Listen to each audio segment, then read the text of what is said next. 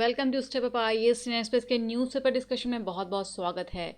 कोविड-19 एक पहेली की तरह होता जा रहा है जिसे जितना सुलझाइए वो उतना ही उलझता जा रहा है। आपको बता दें कि एक नई रिसर्च में पता चला है कि वेस्ट वाटर से भी कोरोना वायरस फैल सकता है। क्या इसको रोक पाना आसान होगा? कौन कौन से चैलेंजेस हैं जो इससे एसोसिएटेड होंगे और साथ में कौन सा ऐसा रिसर्च है जो इस बात को साबित करता है?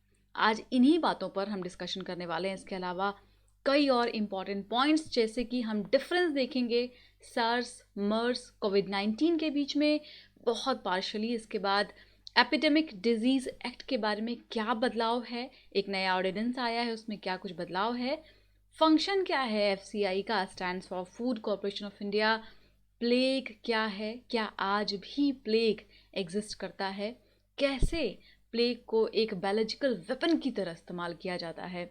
इन्हीं टॉपिक्स पर हम चर्चा करने वाले हैं। आर्टिकल भी है इस पर, इसके बारे में बेसिक डिटेल्स भी है जैसा कि हम पिछले कुछ दिनों से करते आ रहे हैं। एंड आप लोग बहुत अच्छे अच्छे कमेंट्स देते हैं, उसके लिए थैंक यू सो मच। ऐसे ही अगर अप्रिसिएशन मिलेगा तो हमें भी काम करना अच्छा लगेगा। ठीक है, तो आज जानते हैं कौन कौन से आर्टिकल को पहले हमें डिस्कस करना है। पहला आर्टिकल हम देखेंगे, can novel corona virus spread through waste water. बहुत अच्छी डिटेल्स, बहुत डराने वाली भी डिटेल्स जिसको हम देखने वाले हैं। अगला आर्टिकल होगा, वीक लिंक्स इनटू स्ट्रेंथ्स। कैसे इस कोविड-19 ने एक अपॉर्चुनिटी हमें प्रोवाइड की ताकि हम कुछ वीक लिंक्स को ढूंढ पाए और सबने मिल करके, अभी हम देखेंगे कौन कौन से ऐसे स्टेक होल्डर्स हैं जिन्होंने बहुत अच्छे से एक स्ट्रॉन्ग पार्टनरशिप मेंटेन किया है और क्या कुछ बदलाव आज देश में हुआ है। तीसरा आर्टिकल होगा, प्लेग से संबंधित जो एपिडेमिक डिजीज एक्ट आया था उसमें क्या कुछ बदलाव किया गया है आज इस एपिडेमिक के समय में जो कोविड-19 की वजह से स्प्रेड हुआ है। तो आप सबसे पहले क्वेश्चन जान लीजिए मेंस का। इन्हीं आर्टिकल पर फॉर्म ये क्वेश्चंस हैं। Discuss the significance of efficient wastewater treatment in controlling the spread of different health problem in India. To what extent do you feel that there is urgent need of program like स्वच्छ भारत अभियान? कैसे इस question में स्वच्छ भारत अभियान का नाम कैसे आया, ये बहुत बड़ा सवाल है जो आपको तब पता चलेगा जब आप आर्टिकल को सुनेंगे और उसके बाद आप इसको ज़रूर ट्राई करेंगे, लिखेंगे ज़रूर। जो लोग इस बार प्रीलिम्स में नहीं बैठ रहे हैं, आपको बता दें प्रीलिम्स जो लोग दे रहे हैं उनको न्यूज़पेपर पढ़ना बहुत ज़रूरी है, लेकिन प्रीलिम्स ओरिएंटेड प्रिपरेशन पर स्टिक होना है। ठीक है, प्लीज़ किसी भी और बहकावे में आने की ज़रूरत नहीं है। जो लोग प्रीलिम्स नहीं दे रहे हैं उनको आंसर राइटिंग करना मैंडेटरी है, और ख़ास करके वो लोग जो इस मेरी सेशन में आते हैं, ठीक है, तभी आपका फ़ायदा होगा, वरना कोई फ़ायदा नहीं है। बहुत मेहनत यहाँ पर किया जा रहा है। दूसरा सवाल कोविड-19 पर बेस्ड है जिस पर हम आर्टिकल डिस्कस करने वाले हैं और बहुत ही डिटेल में कि कैसे सप्लाई चेन मैनेजमेंट सिस्टम को सुधारा गया है। ठीक है, इस पर बेस्ड क्वेश्चन दिया गया है। कौन से पेपर में आएगा वो हम आगे देखेंगे डिस्कशन के दौरान। और तीसरा क्वेश्चन आपको एपिडेमिक डिजीज एक्ट पर ही है जिसके बारे में आपको आंसर लिखना है। तो आइए पहले हम टॉपिक को जानते हैं और उसके पहले ये जानकारी कोचिंग के बारे में है। कुछ फीचर्स जान लीजिए। जो नए लोग हैं इसमें पहली बार देख रहे हैं इस वीडियो को, उनको बता दें कि यहाँ पर 2 तरीके का कोर्स चलता है। Step up IAS institute Delhi में इस्टेब्लिश्ड है और अभी आपको हम ऑनलाइन कोर्सेज प्रोवाइड कर रहे हैं। बहुत ही बेहतरीन कोर्स है जिसमें आपको बहुत ही कम बर्डन में पूरी तैयारी को समराइज़ किया जाएगा विद अ मेंटर। एक मेंटर होंगे जो बहुत सीनियर फैकल्टी होते हैं और वो आपको गाइड करेंगे साथ में, और जो भी टूल्स आपके प्रिपरेशन में आपको हेल्प कर सकता है विल डू दैट। जानकारी के लिए 8750069419 पर कॉल आप कर सकते हैं। आइए शुरू करते हैं। आज के इम्पॉर्टेंट टॉपिक में से हमारा पहला टॉपिक होगा कोरोना वायरस। ठीक है, सार्स कोव 2 जिसको आप कोविड-19 बोल रहे हैं, मर्स एंड सार्स कोव, इसके बाद जूनोटिक इन्फेक्शंस। क्या है ये सारे शब्द हमेशा आपको न्यूज़पेपर में आजकल तो मिल ही रहे हैं। बात अगर कोरोना वायरस की करते हैं तो एक बात जानना बहुत ज़रूरी है, बहुत ज़रूरी है कि ये जो वायरस है ये आरएनए वायरस है। स्ट्रेंड्स होते हैं वायरस के, आरएनए या डीएनए, इनका कोई सेल नहीं होता, ध्यान रखेंगे। तो ये आरएनए वायरस है कोरोना वायरस, प्रीलिम्स के लिए वेरी इंपॉर्टेंट फैक्ट। और क्या करता है, रेस्पिरेटरी इलनेस क्रिएट करता है। ठीक है, सबसे पहली बार जो इसकी डिस्कवरी हुई थी वो कब हुई थी? देखिए, इसमें कन्फ्यूजन हो सकता है, आपको ऐसा लगेगा कि इससे पहले जो सार्स था, कोव था, वो अभी चाइना में 2002-3 में जब काफ़ी ज़्यादा न्यूज़ में था, तो आप उसको देख सकते हैं, उसके बारे में कंफ्यूज हो सकते हैं। लेकिन यहाँ पे आपको ध्यान रखना है कि पहली बार जब इसकी डिस्कवरी हुई है तो वो कब हुई है, in the domestic poultry 1930s, cause respiratory gastrointestinal and the liver, ये सारे जो डिजीज़ हैं वो एनिमल में होते हैं और वहाँ से इसकी डिस्कवरी हुई इस कोरोना वायरस की। टोटल 7 काइंड्स के कोरोना वायरस अभी तक पाए गए हैं known to cause disease in human. ठीक है, ये कहाँ से उठते हैं, एनिमल्स से स्प्रेड होते हैं और वहाँ से ह्यूमन तक पहुँचते हैं, और ये अभी आपके सामने पूरा रिजल्ट दिख रहा है। कोविड-19 की आप बात करें तो ये SARS-CoV-2 है। ठीक है, it is a novel corona virus identified as the cause of corona virus disease कोविड-19। तो आपसे अगर कॉज पूछा जाता है कि कोविड-19 का कॉज क्या है, तो SARS-CoV-2 आपको याद रखना है। ठीक है, ओरिजिन की बात करते हैं तो अभी एक चीज़ ध्यान में रखिए कि ये क्लियर नहीं है, हालांकि बैट को बताया जा रहा है, क्योंकि इसके पहले जो कोरोना वायरस था सर्स का, उसको बैट की वजह से फैला था, तो अभी यहाँ पे बैट बताया जा रहा है, बट काफ़ी डिबेट एंड डिस्कशन है एज यू नो। आगे बढ़ते हैं, मर्स की बात करते हैं। मर्स मिडिल ईस्ट के रीजन में फैला था, मिडिल ईस्ट रेस्पिरेटरी सिंड्रोम के नाम से जाना जाता है। ज़्यादा पहले की बात नहीं है, 2012 की ही बात है। तो यहाँ से भी प्रीलिम्स में क्वेश्चन बनेंगे। इसका ओरिजिन जरूर याद रखिएगा, कैमल है। सर्स कॉव की बात करें जिसको कि 2002-3 में आइडेंटिफाई किया गया था, बहुत बड़ा आउटब्रेक था, काफ़ी लोगों की उसमें भी जाने गई थी, उसका ओरिजिन बैट था। जूनोटिक इन्फेक्शन क्या होता है? जूनोटिक इन्फेक्शन एक तरीका का ऐसा इन्फेक्शन जो कि एनिमल से ट्रांसमिट होता है पीपल में, जो एनिमल से ट्रांसमिट होता है पीपल में, और ये कहलाता है जूनोटिक इन्फेक्शन। और कोविड-2 जो है, कोविड-19 जो है, SARS-CoV-2, ये एक जूनोटिक इन्फेक्शन है, ध्यान रखना है। आगे हम बात करेंगे एपिडेमिक डिजीज़ एक्ट की। तो एपिडेमिक डिजीज़ अमेंडमेंट ऑर्डिनेंस 2020 याद रखिएगा, और इसमें क्या बदलाव है, सबसे पहले इसके इंट्रोडक्शन पर चलते हैं। किस एक्ट को अमेंड किया गया है, याद कर लीजिए, जो लोग याद नहीं कर पाते हैं उनको लिखना है 2-3 बार, अपने आप ही याद हो जाएगा। तो याद रखना है कि कौन से एक्ट को अमेंड किया गया है, वो ये वाला एक्ट है, ऑर्डिनेंस एपिडेमिक डिजीज एक्ट 1897। कौन सा एक्ट है? 1897 में जो एक्ट आया था, अभी हम देखेंगे कि प्लेग फैला था, उसको, उसके रोकथाम के लिए जो उस समय के पब्लिक ऑर्डर्स दिए जाते थे, उसमें ये एक्ट लाया गया था, एपिडेमिक डिजीज एक्ट 1897। इसी को भी बदला गया है, अमेंड किया गया है, और उसको थोड़ा और साउंड बेसिकली इसको बनाया गया है। ठीक है, व्हाट वाज मेजर अमेंडमेंट्स? इस ऑर्डिनेंस के 2 मेजर अमेंडमेंट्स हैं, वो आपको याद रखना है, 2 मेजर। पहला क्या है, इसमें जो हेल्थ केयर पर्सनल्स हैं उनको प्रोटेक्शन प्रोवाइड किया गया है, और सिर्फ हेल्थ केयर पर्सनल्स नहीं, जो भी ऐसे वॉरियर्स हैं जो इसमें लड़ रहे हैं, इस एपिडेमिक के समय में जो काम कर रहे हैं, उनको एक बहुत साउंड प्रोटेक्शन देने की इसमें बात की गई है, जिनको सेंट्रल गवर्नमेंट के द्वारा रिकॉग्नाइज किया जाता है। ठीक है, दूसरा बदलाव है, सेंट्रल गवर्नमेंट के पावर को और स्ट्रॉन्ग किया गया है। कैसा पावर दिया गया है, थोड़ा सा यहाँ ब्रीफ में बता रही हूँ, आप इसको लिख लेंगे चाहे तो। बहुत सारे पावर सेंट्रल गवर्नमेंट को इसमें दे दिए गए हैं, जैसे कि कोई भी शिप जो पोर्ट से पर आती है या वहाँ से जाती है, उसका इंस्पेक्शन कर सकते हैं। कोई भी बस, ट्रेन, कोई भी ऐसी चीज़ जो मूव कर रही है, उसको आसानी से इन्वेस्टिगेट या इंस्पेक्शन वहाँ पर किया जा सकता है ड्यूरिंग दिस एपिडेमिक। ड्यूरिंग कोई भी एपिडेमिक है तो वहाँ पर ये ऑर्डिनेंस लागू होगा। ठीक है, अब इसके फीचर्स की बात करते हैं कि डेफिनेशन, पहले तो हेल्थ वर्कर का यहाँ पे बताया गया, जब मैंने आपको जस्ट बताया कि डेफिनेशन क्या होगा, तो protection for health care personal and damage to the property. कोई भी प्रॉपर्टी को डैमेज करता है, जो भी हेल्थ केयर पर्सनल्स हैं या इस दौरान काम करने वाले लोग हैं, उनको क्षति पहुंचाई जाती है, तो इसमें डिफाइन किया जाएगा। पनिशमेंट ऑन कॉन्ट्रावेंशन, पनिशमेंट क्या है ये जान लीजिए, बहुत ज़रूरी है। 3 मंथ से लेकर के 5 ईयर। लेकिन जब हम सीवियर की बात करेंगे, जब सीवियर कोई क्राइम होगा तो उसको बढ़ा करके 7 साल भी किया जाएगा, याद रखिएगा। नॉर्मल में कितने तक का है इम्प्रिजनमेंट, यानी कि जेल हो सकती है 3 मंथ से 5 ईयर तक। सीवियर हो जाए यही तो 7 साल तक जा सकता है।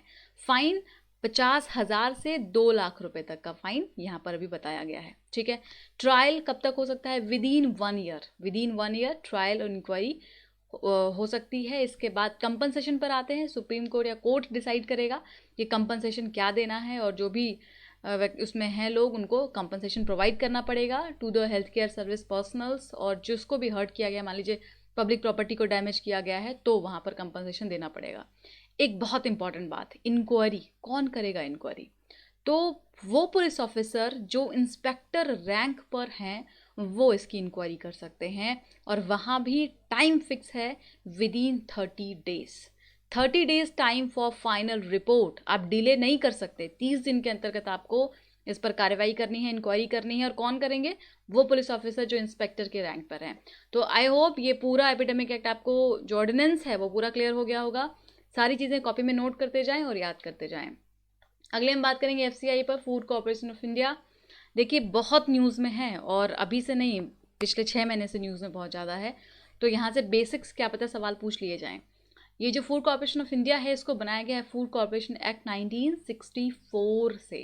ठीक है, इस एक्ट से फूड कॉर्पोरेशन ऑफ इंडिया को बनाया गया है। ऑब्जेक्टिव हालांकि आप जानते हैं, फिर भी हम एक बार रिवाइज करते हैं कि प्राइस सपोर्ट ऑपरेशंस को कंडक्ट करना, उसके बाद डिस्ट्रीब्यूशन ऑफ फ्रूट ग्रेन जो इनका मेन ऑब्जेक्टिव है कि थ्रू आउट द कंट्री, पूरे भारत में पब्लिक डिस्ट्रीब्यूशन सिस्टम के तहत जो अनाज दिए जाते हैं उसका डिस्ट्रीब्यूशन एफसीआई से ही होता है। Maintaining satisfactory level of operational and buffer stock, जो बफर स्टॉक बनाने हैं फूड ग्रेन्स के लिए, खरीफ फसल आता है, रबी फसल आता है, तो उसको पूरा बफर स्टॉक में तैयार करना, मेंटेन करना, ये इनकी जिम्मेदारी है। और सबसे इंपॉर्टेंट, मार्केट प्राइस को रेगुलेट करना to provide food grain to consumers at reliable price. ये बहुत इंपॉर्टेंट है, आप कंफ्यूज हो सकते हैं, तो याद रखिएगा ये भी इनका काम है।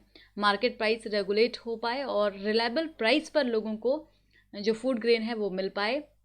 इसको आप इमेज के तौर पे देखने की कोशिश कीजिए। फंक्शंस जान सकते हैं आप, वही सेम बातें लिखी हुई हैं, लेकिन एक इंपॉर्टेंट बात कि it comes under the food corporation of India functions to preserve and store the large quantity of food grain, spreading it over the large and vast area। ठीक है, तो उसके बाद दूसरा एक इंपॉर्टेंट फंक्शन ये भी याद रखिए कि ट्रांसपोर्ट को मैनेज करना। ठीक है, एग्रीकल्चर सीड, मैन्योर, फर्टिलाइजर्स, इन सभी चीज़ों को, वेयर हाउसेस को मैनेज करना, ये सारा इनका एक काम होता है, ये फंक्शन होता है, ये ध्यान रखेंगे।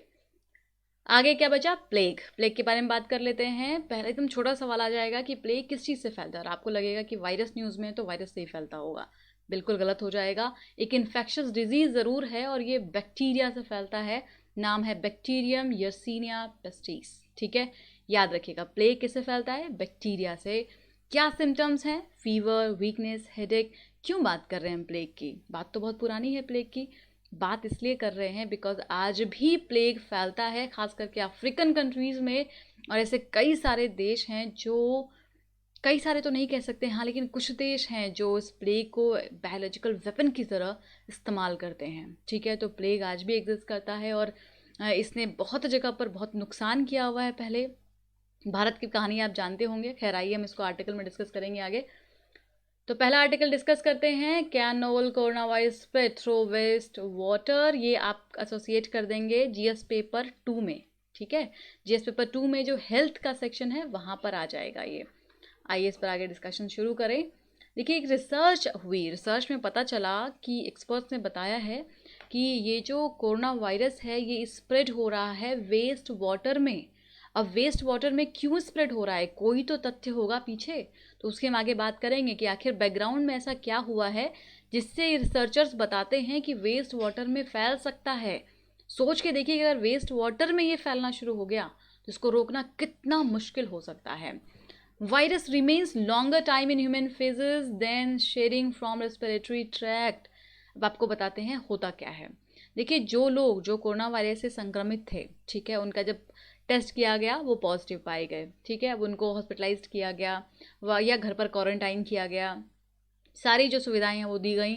अब वो ठीक हो गए तो रेस्पिरेटरी ट्रैक से, या जहाँ से जो मेन इसको जो टारगेट करता है रेस्पिरेटरी सिस्टम को, वहाँ पर अब वायरस का इन्फेक्शन खत्म हो चुका है, बॉडी उससे लड़ने की काबिलियत अपने अंदर पैदा कर चुकी है। ये बेसिक बात है। ठीक है, लेकिन जब बॉडी से ये वायरस बाहर निकलता है थ्रू फीसेस, ठीक है, अब वहाँ पर प्रॉब्लम क्रिएट होती है। जब ये वायरस बाहर निकलेगा और सिवरेज वगैरह में जाएगा तो पता चला है कि 33 डेज तक ये रुकता है। ये जो वायरस है ये वेस्ट वाटर में 33 दिन तक रुक सकता है।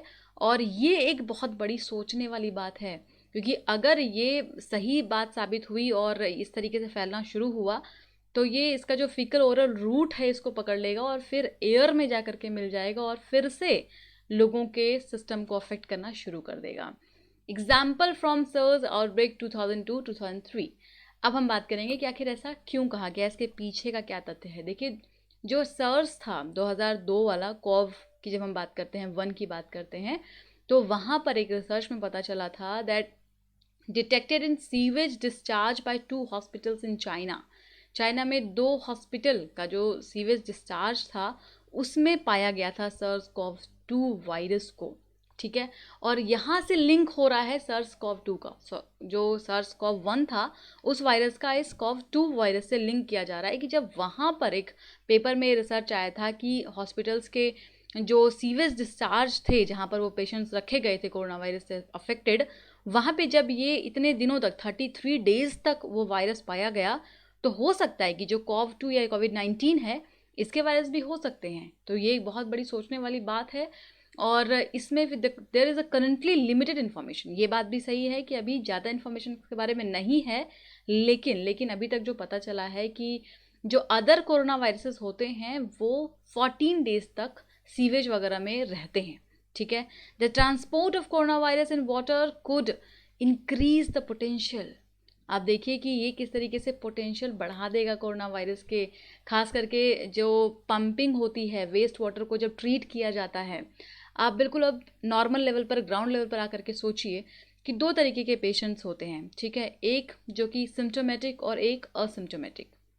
मतलब कुछ लोग जिनका कि पता चल रहा है, टेस्ट में पॉजिटिव आ रहे हैं टेस्ट करने पर और उनके सिम्टम्स भी दिख रहे हैं। एक कैसे होते हैं, असिम्टोमेटिक, जिनका कि सिम्टम ही नहीं होता, आप टेस्ट करो तो पॉजिटिव निकलेंगे। अब ये लोग मान लीजिए अपने घर में हैं, असिम्टोमेटिक का तो पता ही नहीं है, वो घर पर हैं। सिम्टोमेटिक भी जो है वो हॉस्पिटल्स में नहीं है बिकॉज नॉर्मल कंडीशन में, और वो घर पर हैं। तो अब यहाँ पर जो ये सीवेज डिस्चार्ज होगा, जो भी उनकी एक्टिविटीज़ होंगी, अब वो जा कर के सीवेज में मिल जाएगा और जब उसको ट्रीट किया जाएगा तो उसको ट्रीट करने वाले जो लोग हैं वो अफेक्ट हो सकते हैं। इससे ये वाटर में आगे स्प्रेड हो सकता है। तो कितना ह्यूज पोटेंशियल आगे हो जाएगा अगर वेस्ट वाटर में कोरोना वायरस एग्जिस्ट कर रहा है, ये कोविड-19, और इसके फैलने का डर है। तो आप सोच करके देखिए कि जो पंपिंग होती है या जब इसको ट्रीट किया जाता है वेस्ट वाटर को, तो वहाँ पर ये एरोसोलाइज्ड हो सकता है, एरोसोल्स की तरह काम कर सकता है। Atmospheric lowering of corona virus in water droplets from waste water in poorly understand but could provide a more direct respiratory root.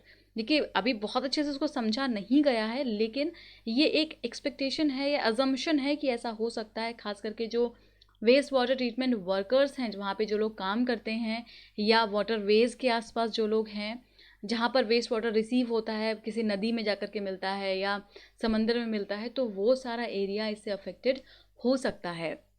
और इसने क्या किया, थ्रेट को और डबल कर दिया। अब आते हैं ओपन डेफिकेशन पर। सारी बात फीसेस वगैरह की अगर हो रही है और फीसेस से अगर ये फैल रहा है कोरोना वायरस, अगर वहाँ पे जाकर के मिल रहा है वेस्ट वाटर में, तो ओपन डेफिकेशन भी तो एक बहुत बड़ा कारण हो सकता है। अब आपको इसको जोड़ना है भारत के में जो अभियान चलाया गया था स्वच्छ भारत मिशन, कैसे हमने देश को ओपन डेफिकेशन फ्री बनाया है, और अगर हमने सही मायने में ये काम कर लिया है तो हम कितने बड़े प्रॉब्लम से बचा सकते हैं आज देश को। तो इसको जोड़ते हुए, क्योंकि आपको समझ में आ गया कि वेस्ट वाटर में चीज़ें कैसे जा रही हैं, कैसे वहाँ पे मिक्स हो रही हैं, सीवेज ट्रीटमेंट से क्या प्रॉब्लम आ रही है, ओपन डेफिकेशन एक बहुत बड़ा कारण हो सकता है। अगर इस वायरस को स्प्रेड होने से रोकना है तो हमें ओपन डेफिकेशन को बंद करना है, जो ऑलरेडी इंडिया ने स्टेप लिया हुआ है ये सब होने के पहले ही। तो इसको जोड़ते हुए इस क्वेश्चन का आपको आंसर लिखना है, भारत में विभिन्न स्वास्थ्य समस्याओं के प्रसार को नियंत्रित करने में कुशल अपशिष्ट जल उपचार के महत्व पर चर्चा करें। आपको किस हद तक लगता है कि भारत में स्वास्थ्य खतरों को रोकने के लिए स्वच्छ भारत अभियान जैसे कार्यक्रम की तत्काल आवश्यकता है? ठीक है, आपको इस तरीके से आंसर को फ्रेम करना है, लिखना है, समझना है। आगे बढ़ते हैं, अगला आर्टिकल में डिस्कस करने वाले हैं कि किस तरीके से कोविड-19 कई अपॉर्चुनिटीज़ में से एक और अपॉर्चुनिटीज़ को प्रोवाइड कर रहा है, वो है स्ट्रॉन्ग पार्टनरशिप का। यहाँ पर हम बात कर रहे हैं बेहतरीन पार्टनरशिप की। आपको बता दें, थोड़ा सा बैकग्राउंड में चलते हैं। एक एम्पावर्ड ग्रुप को फॉर्म किया गया, इवन एक नहीं कई सारे एम्पावर्ड ग्रुप को फॉर्म किया गया था प्रधानमंत्री जी के द्वारा मार्च में, ठीक है। ताकि ये जो एम्पावर्ड ग्रुप हैं ये अभी कोविड-19 से लड़ सकें और उस समय जो भी सप्लाई चेन वगैरह का की प्रॉब्लम थी उसको कोऑर्डिनेट कर सकें। ठीक है, उसमें से एक सप्लाई जो चेन जो था, एक जो ग्रुप था, वो किस चीज़ पर फोकस कर रहा था? सप्लाई चेन पर, logistic management of the essential goods पर। ठीक है, आप समझिए, मान लीजिए ABCD ऐसे कई सारे ग्रुप्स बना दिए गए। उसमें जो एक ग्रुप है उसको जिम्मेदारी दी गई कि आपको फोकस करना है सप्लाई चेन पर, आपको फोकस करना है लॉजिस्टिक मैनेजमेंट्स पर। ठीक है, तो अब उन्होंने अपना काम शुरू कर दिया। कैसे अपना रोल प्ले किया? इनका काम था कोऑर्डिनेट करना, मॉनिटर करना, देखना सप्लाई चेन ठीक से हो रहा है कि नहीं, कंटिन्यू है कि नहीं। जितने स्टेक होल्डर्स इस बीच में काम करते हैं, फूड ग्रेन्स को उठाने से लेकर के, ट्रक में लोड करने से लेकर के, जगह तक पहुंचाने और रिसीविंग तक को ओवरऑल पूरा मॉनिटर करना, ये इनको रोल मिला था। तो काफ़ी अच्छा इन्होंने रोल प्ले किया। ऑब्वियसली क्या मेथडोलॉजीज थी? तो फिर से हम आएंगे वर्चुअल टेक्नोलॉजीज़ पर। वीडियो कॉन्फ्रेंसिंग टेक्नोलॉजीज़ का इस्तेमाल किया गया, वर्चुअल मीटिंग्स की गई, जो भी चैलेंजेस वगैरह थे उनको एड्रेस किया गया। तो connect, address emerging challenge and plan ahead. पहले कनेक्टिविटी की गई, उसके बाद जो भी चैलेंजेस थे उसको ख़त्म किया गया और फिर आगे प्रोसीड किया गया। तो एक बेहतरीन यहाँ पर आपको पूरा दिखा कि कैसे मूवमेंट ऑफ ट्रक को मैनेज किया गया, फूड एंड फार्मास्यूटिकल्स की जो अवेलेबिलिटी थी उसको कंटिन्यू किया गया, पोर्ट ट्रैफिक को मैनेजमेंट किया गया। ये सारी चीज़ें इस दौरान मेथडोलॉजीज में आप इसको रख सकते हैं। अब आगे देखते हैं। In the disruption lies the opportunity to strengthen the weaker link of the chain.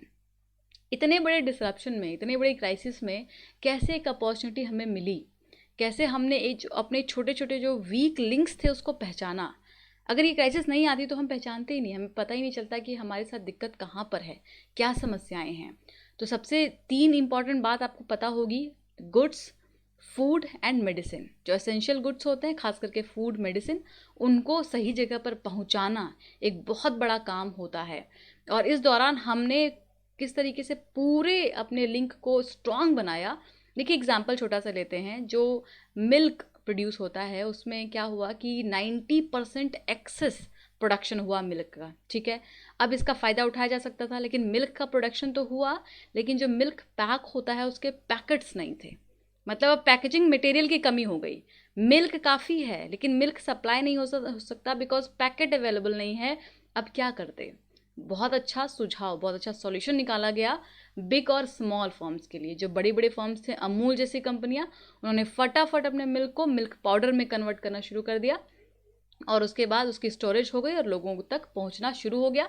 Milk powder बन गया तो वो ख़राब होने का कोई डर था नहीं। धीरे धीरे वो जैसे सप्लाई चेन फिर से शुरू हुआ, कंटिन्यू हुआ, तो वो लोग देश के अलग अलग हिस्सों में पहुंचना शुरू हो गया। देखिए strong partnership for supply chain management. जब हम बात करते हैं स्ट्रॉन्ग पार्टनरशिप की और सप्लाई चेन में स्ट्रॉन्ग पार्टनरशिप की, तो कौन कौन से स्टेक होल्डर हैं आपके दिमाग में आना चाहिए?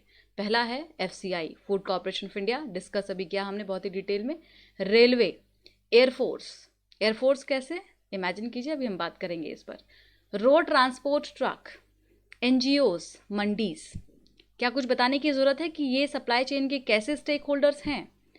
थोड़ा सा ब्रीफ करते हैं। ग्रेन कहाँ से आएगा? FCI से। कौन पहुँचाएगा? आगे कौन कंटिन्यू करेगा? रेल। जहाँ पर रेल नहीं पहुँच सकता वहाँ कौन जाएगा? एयरफोर्स। नॉर्मल जो स्टेट टू स्टेट ट्रांसपोर्टेशन वगैरह होता है उसमें कौन काम आता है? रोड ट्रांसपोर्ट, उसमें ट्रक का इंपॉर्टेंट रोल होता है। और आज के समय में अगर घरों तक पहुंचना है, घर होम टू होम जाना है, चीज़ों को प्रोवाइड करना है, तो ई-कॉमर्स और NGO एक अच्छा एग्जाम्पल है। और मंडी, जिसमें कि आज़ादपुर मंडी का आप नाम ले सकते हैं, जिसके बारे में जिक्र भी है आर्टिकल में कि कितना अच्छा रोल इन्होंने प्ले किया है अभी। तो स्ट्रॉन्ग पार्टनरशिप में आगे कुछ और डिटेल्स देखते हैं। देखिए आपको कुछ यहाँ पर फैक्ट और डाटा मिलेगा जिसको आप यूज़ कर सकते हैं अपने आंसर में। अब यहाँ पे शुरुआत हुई है फूड ट्रक वगैरह से। जो ट्रक सामान को लेकर के एक जगह से दूसरी जगह पर जाती है, इसका रेशियो मार्च में कितना था? 30 मार्च की बात करें तो ये 30% पर था, लेकिन धीरे धीरे ये बढ़ता चला गया। 10 अप्रैल को ये 59% पर पहुंचा और अगर 5 मई की बात करें तो ये 80% पर पहुंच चुका है जब लॉकडाउन 3.0 चल रहा है। तो आप देखिए कि हम सामान को पहुंचाने के लिए, सप्लाई चेन को स्ट्रांग बनाने के लिए कितने एफिशिएंट हो चुके हैं। आपको यहाँ कहानी नहीं सुनाया जा रहा, आपको अपने आंसर के लिए फ्रेमिंग करवाई जा रही है। आपको समझ में आ रहा है ना कि कि आप देखिए, आपको बताना है कि हम कैसे एफिशिएंट है, रोड ट्रांसपोर्ट कैसे काम आ रहा है। तो आज जो ट्रक है वो 80% तक एफिशिएंट हो चुका है सामान को एक जगह से दूसरी जगह पर लेकर जाने के लिए। और चूंकि कुछ रियायतें दी गई हैं, जो नॉन एसेंशियल आइटम्स हैं वो भी अब आसानी से मूव हो रहे हैं। रेलवे को तो हमें बिल्कुल भी नहीं भूलना चाहिए। ये वही रेलवे है जो 12,000 ट्रेन, 2 करोड़ से ज़्यादा पैसेंजर्स को लेकर के एक दिन में इधर से उधर जाती है। तो सोचिए कि कितने अनाज को इन्होंने एक जगह से दूसरी जगह पर पहुंचाया होगा। आपको बता दें 8 मिलियन टन फूड ग्रेन को एफसीआई से लेकर के देश के अलग अलग हिस्सों में रेलवे ने ही पहुंचाया है। एरियल लिफ्ट की बात करते हैं, लाइफलाइन उड़ान, ये याद रखिएगा, लाइफलाइन उड़ान के तहत कई सारी जो फ्लाइट्स थी उनका इस्तेमाल किया गया सामान को रिमोट एरिया में, जो लद्दाख वगैरह एरिया है वहाँ पर पहुँचाने में, जहाँ पर आसानी से रोड ट्रांसपोर्टेशन और रेलवे का ट्रांसपोर्टेशन नहीं था, वहाँ पर ये लाइफलाइन उड़ान फ्लाइट्स को इस्तेमाल किया गया। प्रीलिम्स के लिए भी इसको आप ध्यान में रखेंगे, ठीक है। एफसीआई के एफर्ट क्या रहे? बेहतरीन एफर्ट रहे हैं। एक तो इनके पास एक्स्ट्रा सप्लाई था, इनके पास स्टोरेज अच्छा था, लेकिन वहीं दूसरी तरफ इन्होंने बहुत अच्छे मूव लिए। 1.93 lakh metric ton just in 2 days इन्होंने रिलीज़ किया ग्रेन को, ठीक है। और उसके बाद NGO, kirana store, e commerce players, इन सभी का यूज़ किया गया। डोर टू डोर लोगों को डिलीवरी दी गई। आपको बता दें कि जो आंगनवाड़ी सेविका हैं, जो आशा वर्कर्स हैं, इन सभी को बीच में जोड़ा गया और इनको अनाज दिया गया ताकि इनके अंतर्गत जो लोग हैं, जो बच्चे इनके स्कूलों में आते हैं, उनको फूड ग्रेन्स वगैरह प्रोवाइड कराया जा सके। तो शुरुआत कहाँ से हुई? एफसीआई से हुई, ठीक है। तो आपको ये पूरा लिंक बनाना है, पूरा चेन बनाना है कि कैसे सारे स्टेक होल्डर्स बेहतरीन तरीके से काम कर रहे हैं। देखिए, आप हम बातें तो बहुत बड़ी बड़ी करते हैं, लेकिन हमें रियलिटी का पता होना चाहिए। सरकार के लिए इस समय को मैनेज करना बहुत मुश्किल है। इस समय हमें कोई भी ऑपोजिशन या सपोर्ट की बात नहीं होती है, हमेशा क्रिटिसाइज़ करने की बात नहीं होती है। इस समय जो रोल है गवर्नमेंट का, लोकल गवर्नमेंट का, स्टेट गवर्नमेंट्स का, वो एक्चुअली में काफ़ी सराहनीय है। और ये हम एक एग्जाम्पल के तौर पर ले सकते हैं। बात करते हैं आज़ादपुर मंडी की, जो एशिया का लार्जेस्ट होलसेल फ्रूट मार्केट माना जाता है। उसको 24/7 बेसिस पर फंक्शन में लाया गया, ठीक है। 6 बजे सुबह से लेकर के शाम के 10 बजे तक, रात के 10 बजे तक इसको कंटिन्यू किया गया। वेजिटेबल एंड फ्रूट का कंटिन्यू वहाँ पर सप्लाई हो रहा था। उसके बाद कुछ सोशल डिस्टेंसिंग के नॉर्म्स को अपनाए गए। हालांकि कुछ वहाँ पर कोविड-19 पॉजिटिव पेशेंट पाए भी गए, लेकिन उसके बाद भी जो स्ट्रिक्ट मेजर्स हैं उसको अपनाया गया, लेकिन मंडी को बंद नहीं होने दिया गया, ताकि जो अवेलेबिलिटी है फूड एंड वेजिटेबल्स की वो ख़त्म ना हो, लोगों तक पहुंचता जाए। तो ये एक बहुत अच्छा कोऑर्डिनेशन था, इसी वजह से ये पॉसिबल हो पाया। तो आप सोचिए कि फूड ग्रेन से लेकर के फ्रूट वेजिटेबल उसको पहुंचाने से लेकर के डिस्ट्रीब्यूट करने तक जितने स्टेक होल्डर्स हैं उनको कैसे एक सिरे में जोड़ दिया गया। और यहाँ ये गवर्नमेंट अगर है और यहाँ पर आप हैं, पीपल हैं, तो कैसे उन तक पहुँचा गया इस महामारी में। और अभी भी लगातार कोशिश जारी है, ठीक है। तो कंक्लूजन में यही कहा जा रहा है कि ऐसे सीवियर सिचुएशन हमें कई सारी अपॉर्चुनिटीज़ प्रोवाइड करता है, अपने आप को समझने का एक मौका देता है, हमारी कमियों को दूर करने का मौका देता है। और ऐसे में कई सारी चीज़ों को लोगों को भी समझने की ज़रूरत है कि जो होर्डिंग्स होते हैं एसेंशियल गुड्स के, वो नहीं होने चाहिए, उसको रोकना ज़रूरी है। इसके बाद जो सप्लाई चेन वॉरियर्स हैं उनके बारे में सोचना बहुत ज़रूरी है, कैसे उन्होंने इस नेशन के लिए अपने आप को आगे रखा, अपने लाइफ को रिस्क पे लगा करके, ठीक है। तो इस पर क्वेश्चन दिया गया आपको, discuss the significance of different transport system and supply chain management system in ensuring efficient fight against natural calamities such as कोविड-19। इसको आप लिखेंगे। देखिए, ये जो आपका पूरा क्वेश्चन है वो जीएस पेपर 3 में आ जाएगा, पूरा टॉपिक पेपर 3 में आप इसको ट्रांसपोर्ट में रखेंगे। और इसके बाद डिजास्टर मैनेजमेंट में भी कुछ पॉइंट्स हम यूज़ कर सकते हैं, तो याद रखना है ट्रांसपोर्टेशन वाले सेक्शन में ये हमारे काम आएगा। अगला आर्टिकल हम डिस्कस करेंगे एपिडेमिक डिजीज़ एक्ट पे। सारी इसकी बेसिक बातें आपको शुरुआत में बता दी गई हैं, जिन्होंने नहीं सुना है वो अभी सुन लेंगे। एपिडेमिक डिजीज़ जो अभी ऑर्डिनेंस आया है अमेंड करके, वो जानना बहुत ज़रूरी है। इसका बैकग्राउंड यहाँ पर गिवन है कि 1897 में क्या हुआ था। तो प्लेग आउटब्रेक हुआ था और इस वजह से उसको रोकने के लिए ये एक्ट वहाँ पर लाया गया था। और इसमें जो म्यूनसिपल कॉर्पोरेशंस हैं, जो लोकल अथॉरिटीज़ हैं, उनको कई सारे राइट्स दिए गए थे। इस बिल में क्या क्या चीज़ें हैं वो यहाँ पर मेंशन्ड है। उस समय जो बिल लाया गया था उसमें जो लोकल गवर्नमेंट्स थे, कंटोनमेंट्स थे, म्यूनसिपल बॉडीज़ थी, उनको अधिकार दिए गए थे, लेकिन वो बहुत इनएडुकेट नहीं थे। उसके बाद सिर्फ इंडिया नहीं बल्कि अदर जगहों में भी काफ़ी दिक्कत थी, इन्फेक्शन काफ़ी फैल गया था इंडिया में। मुंबई उसके बाद रशिया, इन सभी जगह पे काफ़ी ज़्यादा स्प्रेड हुआ था ये जो प्लेग है। और उसको रोकने के लिए उस टाइम में गवर्नमेंट ने काम किया था। तो तब भी ट्रेन और सी रूट में जो पैसेंजर्स थे उनको चेक करने का अधिकार दिया गया था लोकल बॉडीज़ को। तो ये सारे जो एक्टिविटीज़ है वो तब भी हुए थे, लेकिन ये इतना साउंड आज के समय में नहीं था। इसमें जो फ़ाइन था वो बहुत ही कम था। आपने डिस्कस किया होगा, 100 रुपये 200 रुपये फ़ाइन था इसमें। और इम्प्रिजनमेंट तो बहुत कम, मतलब आज के हिसाब से देखेंगे तो वो मैक्सिमम 1 ईयर तक का था, तो बहुत कम था, जिसको कि अभी और बढ़ाने की आवश्यकता थी। और इसलिए सरकार ने ये बदलाव भी रिसेंटली किया है, जिसमें कि अगर ऐसे ऐसे पनिशमेंट दिया जाना है तो वो कितना हो सकता है, 5 ईयर तक का हो सकता है। और अगर सीवियर होगा तो उसको बढ़ा करके 7 साल तक कर दिया जाएगा, ठीक है। और जो फ़ाइन है वो 2 लाख तक का है, लेकिन अगर सीवियर सिचुएशन है और बहुत ही ग्रीवियस हर्ट किया गया है तो वहाँ पर 5 लाख तक ये फ़ाइन को बढ़ा दिया जाएगा। तो मतलब बहुत टफ कर दिया गया है, आप ये समझ लीजिए। सेंट्रल गवर्नमेंट को कई सारे राइट्स दिए गए हैं इसमें। इसमें आपको क्वेश्चन दिया गया है, चूंकि हमने शुरुआत में बहुत अच्छे से डिस्कस किया था, लास्ट में कुछ पास्ट फैक्ट्स को देख लिया, उन दोनों को जोड़ करके आंसर लिखना है। Discuss the need of amendment in epidemic act 1997, do you think it can achieve it's objective for what it is amended, analyse. ठीक है, कैसा लगता है आप लोगों को डिस्कशन, बताया कीजिए, लाइक किया कीजिए, 1 सेकेंड लगता है लाइक करने में। और अगर शेयर करेंगे तो वो सबसे बड़ी हेल्प होगी आप लोगों की। तो प्लीज़ शेयर करें इस वीडियो को, लोगों को बताएं कि क्या हम लोग यहाँ पर एफर्ट लगा रहे हैं। Thank you so much. जो पीडीएफ है उसके लिए हम लोग लगे हुए हैं, जल्द से जल्द पीडीएफ टेलीग्राम पर आपको सारे अपडेट मिलेंगे आज तक के, क्योंकि पूरा प्रोसेस में है, काम चल रहा है, आपको जल्द ही पीडीएफ मिल जाएगा। ठीक है, thank you so much, keep studying.